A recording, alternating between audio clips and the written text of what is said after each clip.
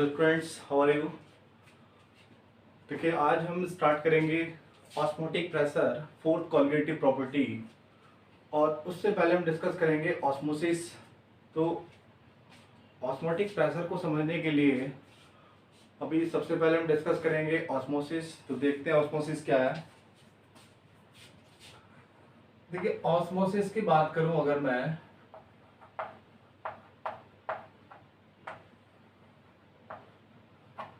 तो ये जो वर्ड है ऑस्मोसिस, ये ग्रीक वर्ड से लिया गया है। Osmos word, osmosis came from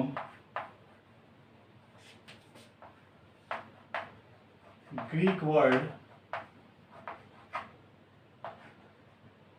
osmos। और ऑस्मोस का जो मीनिंग है वो क्या है? To push.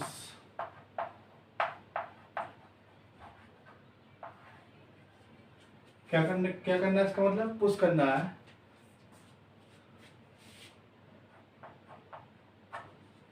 अब क्या होता है ऑस्मोसिस? किसे पुश करेंगे हम? तो osmosis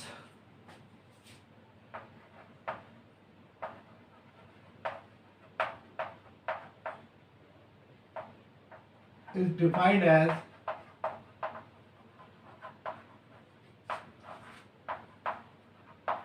spontaneous flow of solvent molecule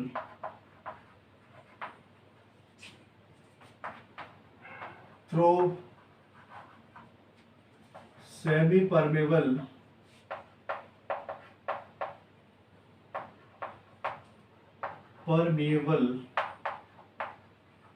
membrane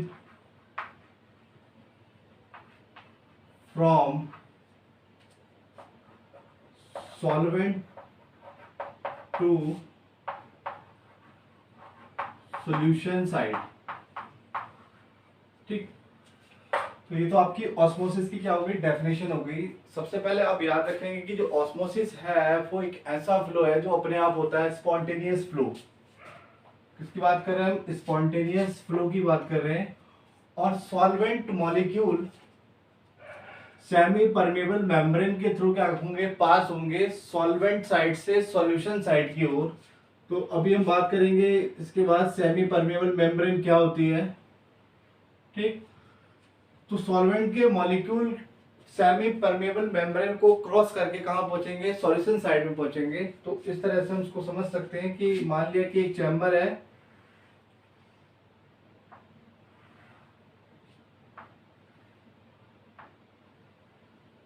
उस चैम्बर में मिडिल में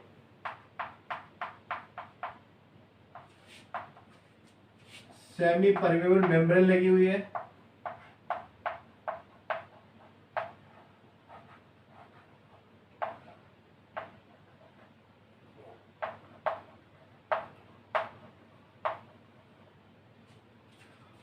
और राइट साइड में सॉल्वेंट है और लेफ्ट साइड में क्या है? सॉल्यूशन है। अब इसमें क्या होगा कि स्पॉन्टेनियस फ्लो होगा। जो सॉल्वेंट के जो मॉलिक्यूल है सेमी परमेबल मेम्ब्रेन को क्रॉस करके कहां पहुंचेंगे? सॉल्यूशन साइड में पहुंचेंगे। और इस तरह के प्रोसेस को हम क्या कहेंगे? ऑस्मोसिस कहेंगे।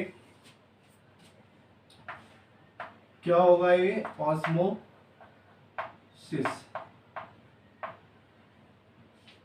ठीक, या फिर हम इसको इस तरह से समझ सकते हैं,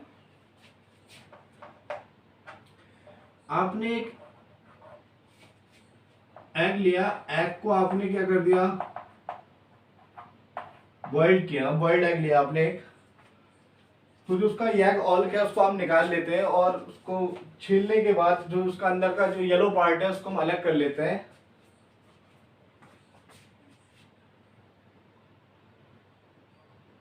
इस तरह से आपका ये येलो पार्ट निकाल दिया हमने। और इसके अंदर हमने क्या ले लिया? सॉल्यूशन ले लिया। ये सॉल्यूशन है। मान लेते हैं कि NaCl प्लस वाटर है। NaCl क्या है, यहाँ पर सॉल्यूट है। अब इस जो एग है आपने इसको खाली करके और इसके अंदर जो सोल्यूशन लिया है इसको मैं एक पॉट में ले लेता हूं और उसमें इसको रख देता हूं। रखने के बाद इस पॉट के अंदर क्या है, फ्रेश वाटर कह लो या फिर प्योर सॉल्वेंट, फ्रेश वाटर या प्योर सॉल्वेंट। ठीक, अब क्या होगा कि जो इस एग के चारों ओर इसके सराउंड में जो प्योर वाटर है, जो सॉल्वेंट है, सॉल्वेंट और यहाँ पर जो इस एग की जो वाइट पार्ट, जो एग का जो वाइट पार्ट है, ये किसका वर्क कर रहा है, मेम्ब्रेन का वर्क कर रहा है। तो ये जो सॉल्वेंट के मॉलिक्यूल है, ये वाटर के जो फ्रेश वाटर के जो मॉलिक्यूल है, इस वाइट पार्ट को क्रॉस करते हुए, यानी जो इस मेम्ब्रेन को क्रॉस करते हुए इस एग के अंदर क्या करेंगे, एंटर करेंगे। और इससे क्या होगा, इसका जो लेवल होगा, यहाँ पर जो सॉल्यूशन का लेवल होगा क्या हो जाएगा, इंक्रीज हो जाएगा। और इसका लेवल क्या होने लगेगा, डिक्रीज होने लगेगा। यानी कि जो सॉल्वेंट के मॉलिक्यूल है वो क्या हो रहे हैं, एग के अंदर क्या हो रहे हैं, ट्रांसफर हो रहे हैं।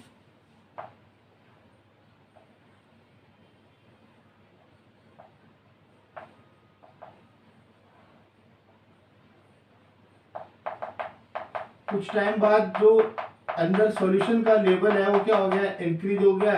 और सॉल्वेंट का लेवल क्या हो गया भाई, डिक्रीज हो गया। तो ये जो प्रोसेस कहलाएगी, ये क्या कहलाएगी, आपकी ऑस्मोसिस कहलाएगी। अभी भी अगर कोई डाउट है तो आप पूछ लीजिए। मैं फिर से बता रहा हूं आपको, जो वर्ड ऑस्मोसिस है वो एक ग्रीक वर्ड से लिया गया, ऑस्मोस, जिसका मीनिंग है टू पुश, पुश करना। और जो आपकी ऑस्मोसिस प्रोसेस है, कैसी प्रोसेस है, स्पॉन्टेनियस प्रोसेस है, स्पॉन्टेनियस फ्लो है। किसका, सॉल्वेंट के जो मॉलिक्यूल है सेमी परमेबल मेम्ब्रेन को क्रॉस करते हुए कहाँ पहुंचेंगे, सॉल्यूशन के अंदर पहुंचेंगे। और उससे क्या होगा, जैसे ही मॉलिक्यूल पास करते रहेंगे, जो सॉल्यूशन का जो लेवल होगा, यहाँ पर सॉल्यूशन का जो लेवल है वो क्या है, इंक्रीज हो रहा है। जो सॉल्वेंट का जो लेवल है वो क्या हो रहा है, डिक्रीज हो रहा है। तो इस सारे प्रोसेस को हम क्या कहेंगे, ऑस्मोसिस कहेंगे। यानी कि कम, लोअर कंसंट्रेशन से हायर कंसंट्रेशन की ओर अगर कोई सॉल्यूशन मूव कर रहा है तो उसको हम क्या कहेंगे, ऑस्मोसिस कहेंगे। ठीक, आप नोट कीजिए, से आगे बात करते हैं।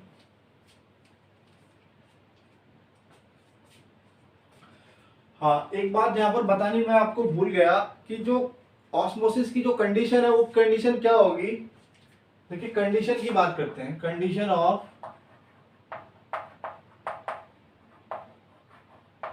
ऑस्मोसिस। स्पेस कम है, मैं यहीं पे लिख देता हूं। देखिए, बीच में मेम्ब्रेन है और इधर भी एक सॉल्यूशन है और इधर भी एक, इसको सॉल्यूशन फर्स्ट कह लेते हैं, इसको सॉल्यूशन सेकंड कह लेते हैं। अगर इन दोनों की कंसेंट्रेशन सेम है, अगर इन दोनों की कंसेंट्रेशन सेम है तो ऑस्मोसिस आपका नहीं होगा। अगर इन दोनों की कंसेंट्रेशन डिफरेंट होगी तभी क्या होगा, ऑस्मोसिस होगा। तो मैं लिख देता हूं कि if concentration of solution first and second are same, so no osmosis takes place। अगर कंसेंट्रेशन डिफरेंट है तभी क्या होगा, आपका ऑस्मोसिस होगा, अदरवाइज ऑस्मोसिस नहीं होगा। तो ये आपको याद रखना है। जल्दी से नोट कीजिए, बात करते हैं आगे।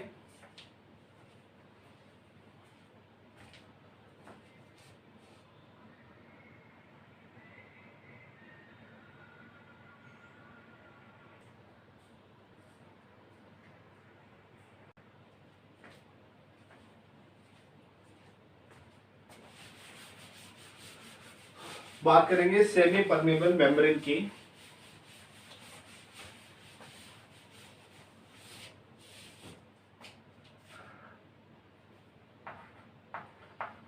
सेमी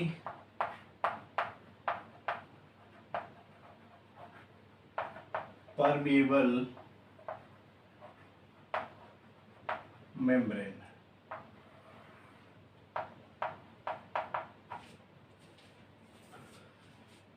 क्या फंक्शन है इसका ऑस्मोसिस में? देखिए, semi permeable membrane only pass the solvent molecule,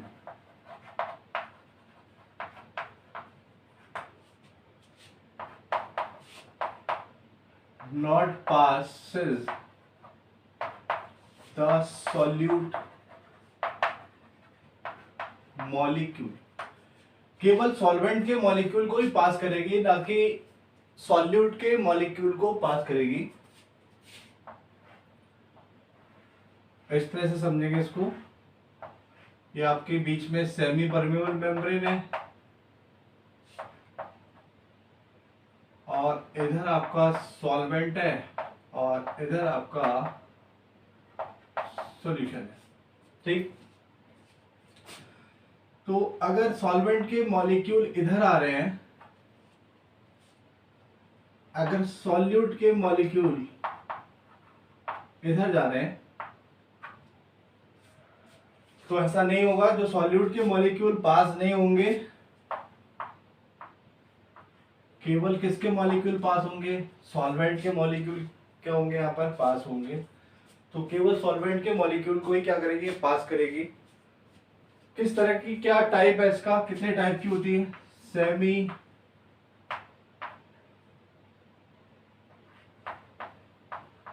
permeable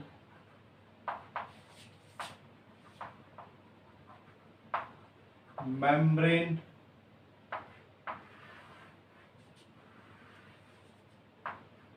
अगर आप टाइप की बात करते हैं तो दो टाइप की हमें यहाँ पर यूज करते हैं मेम्ब्रेन। दो टाइप की सेमी परमेबल मेम्ब्रेन हम यूज करते हैं। एक तो होती है आपकी नेचुरल और दूसरी होती है आपकी सिंथेटिक या फिर मैन मेड। ठीक, तो नेचुरल हमें नेचर से मिलती है, जैसे कि obtain from animals and plants,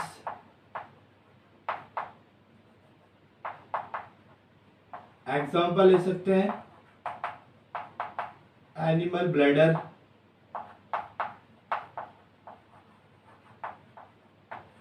जैसे पिग ब्लैडर यूज करते हैं। और ये आपकी है आपकी आर्टिफिशियल,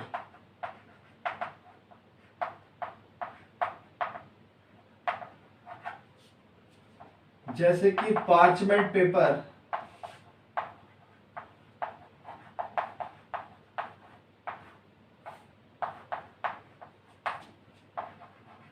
सेलोफेन।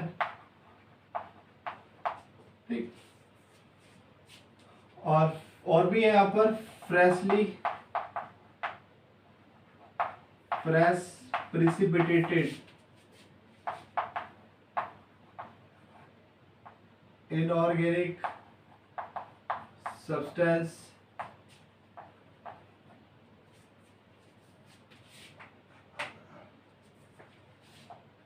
जैसे कि कॉपर, फेरोसाइनाइड। ये वाला एग्जांपल मैं यहाँ लिख देता हूँ, हो सकता है आपको दिखाई ना दे रहा हो। Animal bladder,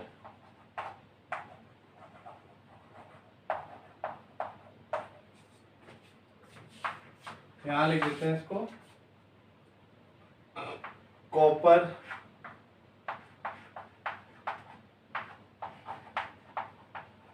ferrocyanide. ठीक, यहाँ तक कोई डाउट? एक बार मैं आपको रिपीट कर देता हूँ। जो सेमी परमेबल मेम्ब्रेन है, जो ओनली क्या करेगी? सॉल्वेंट के मॉलिक्यूल को पास करेगी, ना कि सॉल्यूट के मॉलिक्यूल को पास करेगी। दो टाइप की होती है, नेचुरल और मैनमेड। नेचुरल की अगर हम बात करें तो obtain from animal and plants.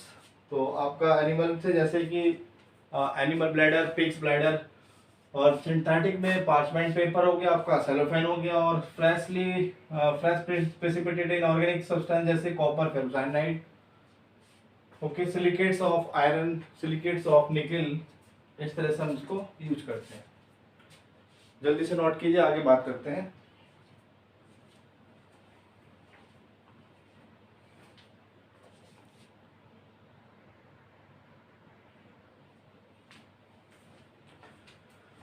देखिए ये तो था आपका ऑस्मोसिस। अब ऑस्मोटिक प्रेशर क्या होता है?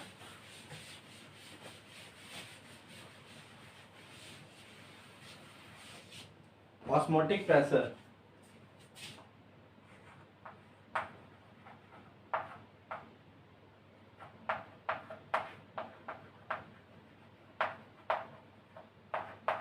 इसको हम पाई से डिनोट करते हैं।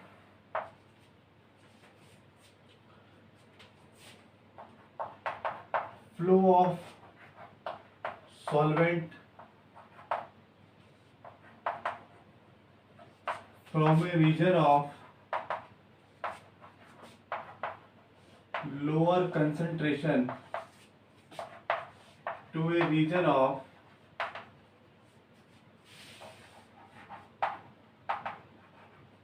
higher concentration,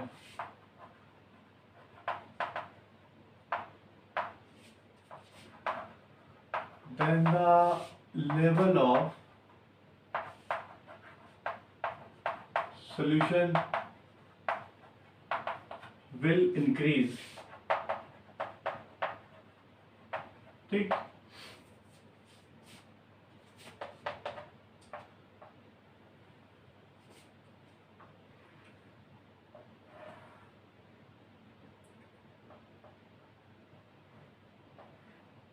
देखिए एक साइड में मैं यहाँ पर सॉल्वेंट ले रहा हूँ, ठीक, और ये हमने यहाँ पर सेमी परमेबल मेम्ब्रेन फिक्स कर दी बीच में, दोनों को सेपरेट कर दिया हमने मेम्ब्रेन से। और इस साइड में आपका होगा सॉल्यूशन। एक साइड हम क्या ले रहे हैं? सॉल्वेंट ले रहे हैं, एक साइड हम क्या ले रहे हैं? सॉल्यूशन ले रहे हैं। अब देखिए यहां तक इन दोनों का जो लेवल है सेम लेवल है, ठीक। अब आफ्टर सम टाइम क्या होगा कि जो सॉल्वेंट के मॉलिक्यूल हैं वो सॉल्यूशन की तरफ क्या करेंगे? मूव करेंगे। किसके थ्रू? सेमी परमेबल मेम्ब्रेन के थ्रू। तो सॉल्यूशन का जो लेवल होगा वो क्या होगा? इंक्रीज होने, धीरे धीरे क्या होने लगेगा? इंक्रीज होने लगेगा। और सॉल्यूशन का जो लेवल है वो क्या होने लगेगा? डिक्रीज होने लगेगा।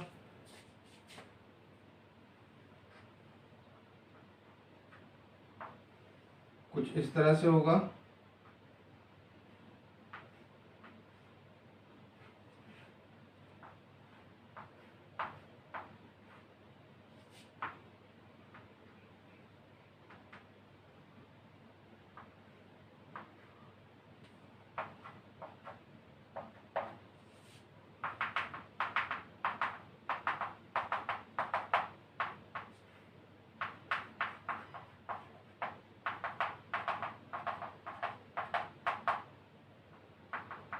जो सॉल्वेंट है उसका लेवल क्या हो गया?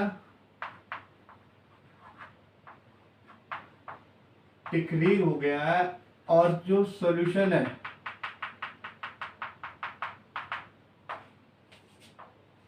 इसका जो लेवल हो गया वो क्या हो गया? इंक्रीज हो गया। यहां तक बात समझ में आ रही है या नहीं आ रही? यानी कितना इंक्रीज हुआ है? यहां से इतना इंक्रीज हुआ है, यहां से हम इसको मार्क कर लेते हैं, ठीक। अब क्या होगा? After some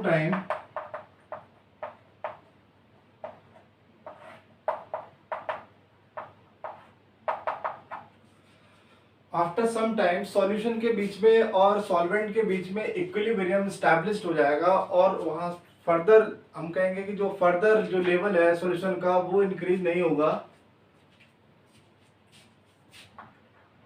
after some time equilibrium established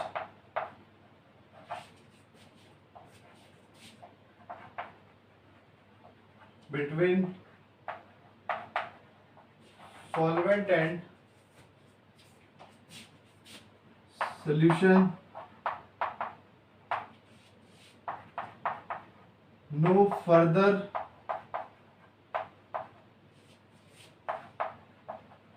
level increase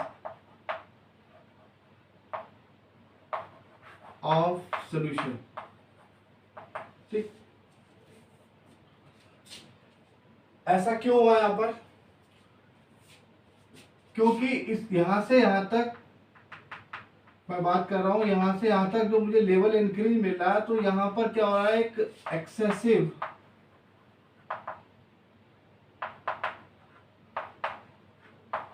hydrostatic pressure,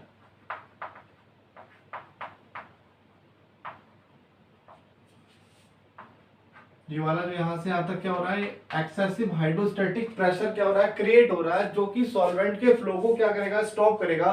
यानी कि और इससे ज्यादा सॉल्वेंट का फ्लो सॉल्यूशन की तरफ नहीं होगा। तो हम कह सकते हैं कि दोनों के बीच में क्या हो गया, इक्विलिब्रियम एस्टैब्लिश्ड हो गया। तो ये जो एक्सेसिव हाइड्रोस्टैटिक प्रेशर है जो सॉल्यूशन की साइड से लग रहा है, इसको हम क्या कहेंगे, ऑस्मोटिक प्रेशर कहेंगे। मैं यहां लिख देता हूं, excessive hydrostatic pressure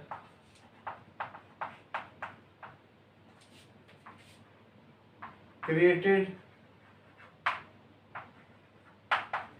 on the side of solution and no more solvent move towards solution। यानी कि जो hydrostatic pressure, excessive hydrostatic pressure जो सॉल्यूशन की साइड में जनरेट हो रहा है, वो क्या करेगा, और ज्यादा सॉल्वेंट के फ्लो को सॉल्यूशन की ओर आने नहीं देगा। तो हम क्या कहेंगे कि इन दोनों के बीच में क्या हो गया है, एक इक्विलिब्रियम एस्टैब्लिश्ड हो गया है, कि जो सॉल्वेंट का जो फ्लो है वो क्या हो गया है, स्टॉप हो गया है। और ये जो एक्सेसिव हाइड्रोस्टैटिक प्रेशर है, यही हमारा क्या कहलाएगा, ऑस्मोटिक प्रेशर कहलाएगा, जिसको हम किससे रिप्रेजेंट करेंगे, पाई से रिप्रेजेंट करेंगे। तो नोट करिए, अभी हम इसकी डेरिवेशन की बात करेंगे और ये कैसे डिपेंड करेगा, किस पर डिपेंड करेगा, पाई की वैल्यू जो है किस पर डिपेंड करेगी। तो जल्दी से इसे नोट कर लीजिए।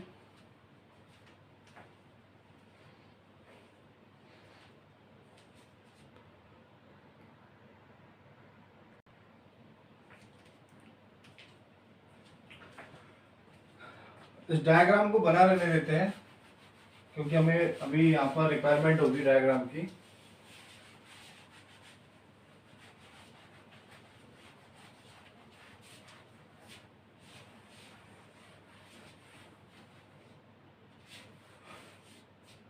देखिए, सोचने वाली बात है कि यहाँ पर जो एक्सेसिव हाइड्रोस्टैटिक प्रेशर है वो जनरेट हो रहा है, किसकी वजह से जनरेट हो रहा है। अगर इसमें सॉल्यूट नहीं होता, अगर इसमें सॉल्यूट नहीं होता तो क्या ये लेवल इंक्रीज होता, नहीं होता। भाई दोनों की कंसंट्रेशन क्या हो जाती, सेम हो जाती, तो ऑस्मोसिस तो होता ही नहीं फिर। अब क्या है, इसकी कंसंट्रेशन डिफरेंट है, इसकी कंसंट्रेशन भी डिफरेंट है, तो क्या हो रहा है, यहाँ पर ऑस्मोसिस हो रहा है। तो किस पर डिपेंड कर रहा है, सॉल्यूट पर डिपेंड कर रहा है। किस पर डिपेंड कर रहा है, सॉल्यूट पर डिपेंड कर रहा है। जो सॉल्यूशन के अंदर जो सॉल्यूट है वो किस किस पर डिपेंड कर रहा है। तो मैं कह सकता हूं कि osmotic pressure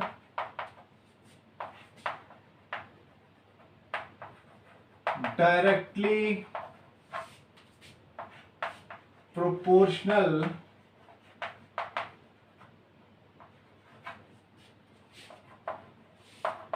to the concentration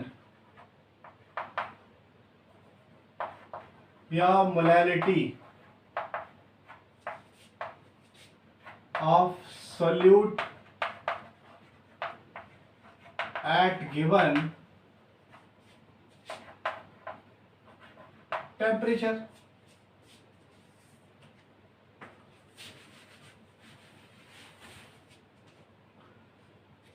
तो हम यहां कह सकते हैं कि pi directly proportional to C, pi directly proportional to C at given temperature, pi equals to C R T. इसको ऑपरेट करेंगे तो यहाँ पर एक कांस्टेंट मिलेगा, pi equals to C R T. अब आर क्यों लिया हमने यहाँ पर? देखिए जो ऑस्मोटिक प्रेशर है वो किस पर वो किसके लिए एप्लीकेबल है? डाइल्यूट सॉल्यूशन के लिए और डाइल्यूटेड सॉल्यूशन के लिए और आइडियल सॉल्यूशन के लिए, जो कि जो आइडियल गैस की तरह क्या कर रहे हैं, बिहेव कर रहे हैं। तो मैं लिख देता हूं osmotic pressure applicable to diluted or ideal solution which behaves like a ideal gas, जो कि आइडियल गैस की तरह बिहेव कर रहे हैं। तो हमने क्या लिया यहाँ पर? एक कांस्टेंट क्या लिया? आर लिया। जो पाई है वो क्या हो गया आपका? आर है यहाँ पर क्या हो गया आपका? Gas constant. जो सी है वो क्या आपकी? कंसंट्रेशन। कंसंट्रेशन किसके टर्म में? यहाँ पर मोलैलिटी के टर्म में। तो मोलैलिटी मोल पर केजी, भाई मोलैलिटी की बात करते हो क्या होगा? मोल पर केजी। तो मोल पर केजी किसके? सॉल्वेंट के, मास ऑफ सॉल्वेंट। और टी क्या है यहाँ पर आपका? टेम्परेचर है।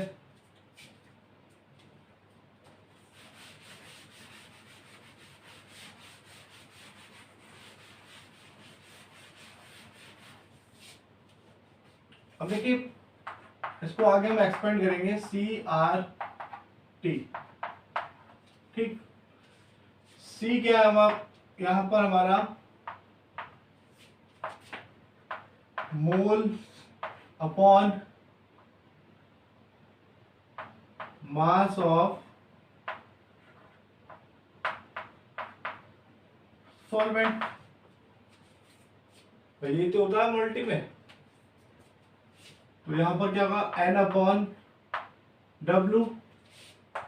तो pi equals to N upon W into R T.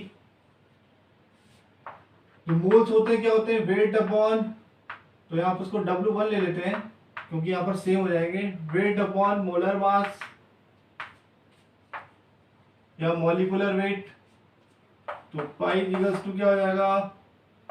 W1 upon molecular weight upon W into R T. Pi equals to W1 upon molecular weight into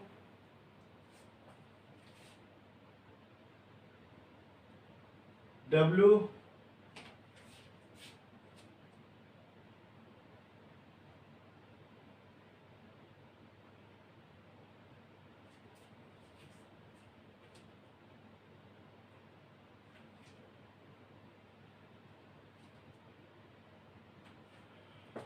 sorry यहां पर एक मिस्टेक हो गई है।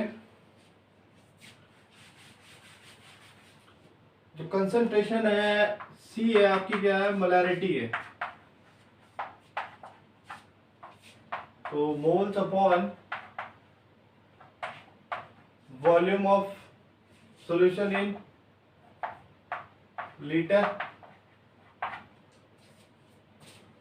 तो आप यहां पर वी लिखेंगे, यहाँ भी क्या लिखेंगे, वी लिखेंगे, और यहाँ क्या हो जाएगा आपका, वी हो जाएगा इंटू आर टी। तो M W equals to W1 upon pi into V into R T. अब यहाँ से इस फॉर्मूले से हम किसी भी सॉल्यूट का क्या निकाल सकते हैं, मॉलिक्यूलर वेट निकाल सकते हैं। जो मॉलिक्यूलर वेट है वो आप कैलकुलेट कर सकते हैं।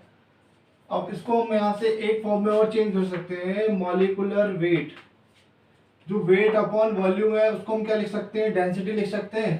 तो density into R T upon pi. अगर हमें डेंसिटी दी हुई है तो हम डेंसिटी को वहां पर लगा सकते हैं न्यूमेरिकल में। चलिए नोट कीजिए इसे, बात करते हैं आगे न्यूमेरिकल्स की।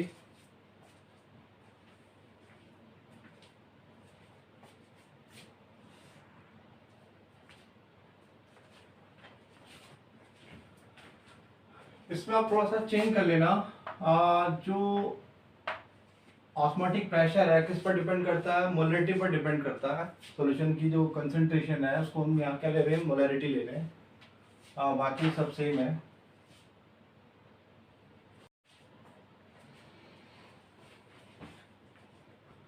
देखिए न्यूमेरिकल की बात करते हैं हम। एक कभी जो ऑस्मोटिक प्रेशर हमने फॉर्मूला जो हमने ड्राइव किया उसके लिए, pi equals to C R T, तो उसी के बेसिस पे एक न्यूमेरिकल देख रहे हैं कि the osmotic pressure of decimolar solution है, यानी कि जो कंसंट्रेशन है वो आपकी क्या है, 1/10 m, यानी कि 0.1 m of urea at 27 degree Celsius is, आपको फाइंड आउट करना है पाई। आपको क्या फाइंड करना है, पाई फाइंड करना है। तो pi equals to C R T.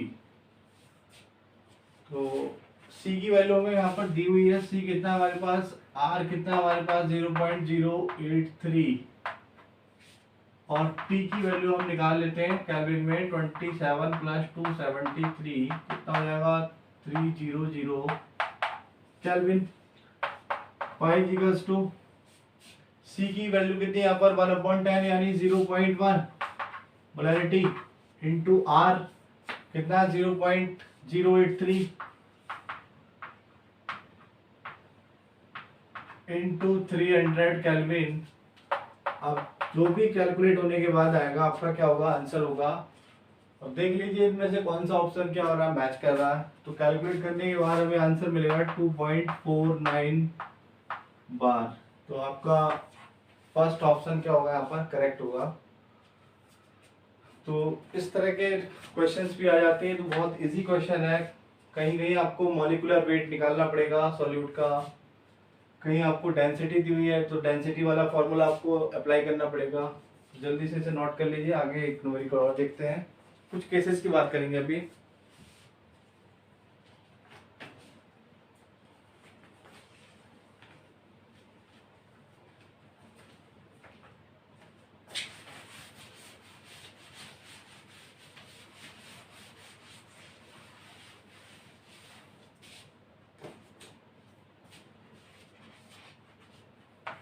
Osmotic pressure of mixture of two solutions, mixture of two solution। तो केस फर्स्ट बना लेते हैं हम यहाँ पर एक। भाई दो आपके पास सॉल्यूशन है और दोनों के वॉल्यूम डिफरेंट है और दोनों का ऑस्मोटिक प्रेशर भी डिफरेंट है। तो अगर दोनों को हम मिक्स कर दें आपस में, मिक्स करने के बाद जो फाइनल वेपर प्रेशर, सॉरी जो फाइनल ऑस्मोटिक प्रेशर होगा वो कितना होगा। मान लेते हैं कि आपका सॉल्यूशन फर्स्ट है, सॉल्यूशन फर्स्ट, दूसरा सॉल्यूशन सेकंड, इसका ऑस्मोटिक प्रेशर कितना है पाई, मान लेते हैं वॉल्यूम कितना है V1, इसका प्रेशर कितना है पाई 2, वॉल्यूम कितना है इसका V2। तो जो रिजल्टेंट ऑस्मोटिक प्रेशर होगा पाई आर, वो किसके इक्वल होगा, पाई 1 V1 plus pi 2 V2 upon total volume divided by total volume V1 plus V2। ये आपका फॉर्मूला होगा resultant osmotic pressure find out करने के लिए, जब कि आपने दो सॉल्यूशन को आपस में क्या कर दिया, मिक्स कर दिया, दोनों के ऑस्मोटिक प्रेशर क्या है, डिफरेंट है। एक न्यूमेरिकल देखते हैं इसके ऊपर हम अभी एक